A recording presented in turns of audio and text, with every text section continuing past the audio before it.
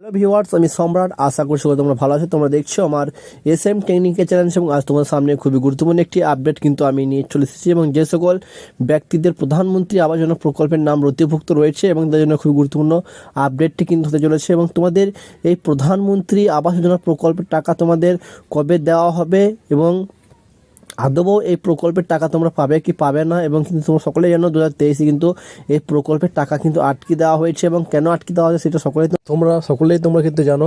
এবং 2024 এই টাকা দেওয়া হবে কি হবে না আমি তোমাদের বিশেষ তথ্য এই ভিডিওর মাধ্যমে তোমাদের জানিয়ে দেবো। এবং এই চ্যানেল সাবস্ক্রাইব করে পাশে থাকা বেল আইকনটি অবশ্যই অল করে সর্বপ্রথম সরকারি আপডেটগুলিকে পেতে।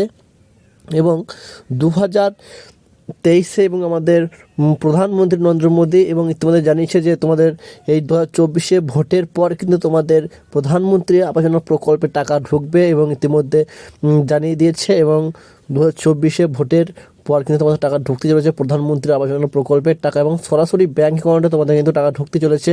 এবং এই টাকা এবং কোনো রাজ্য সরকারে কিন্তু এবার দিচ্ছে না এবং সরাসরি তোমাদের ব্যাঙ্ক অ্যাকাউন্টে ঢুকবে বলে এইটুকু একটি আপডেট কিন্তু আমাদের এসেছে এবং তোমাদেরকে সেই আপডেটটি তোমাদের সামনে শেয়ার করছি।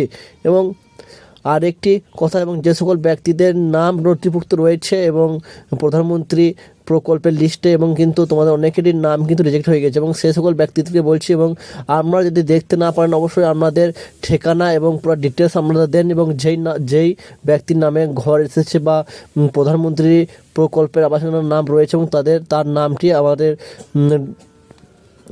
কমেন্ট বক্সে লিখে এবং পাঠিয়ে দেন মেসেজ করে, তাহলে আমি আপনাদেরকে বলে দেবো আপনাদের নাম রিজেক্ট হয়েছে কি হয়নি। আমি বিস্তারিত তোমাদের তথ্য কিন্তু তোমাদেরকে জানিয়ে দেবো এবং মেসেজ করে তোমাদেরকে বলে দেবো। Thank you.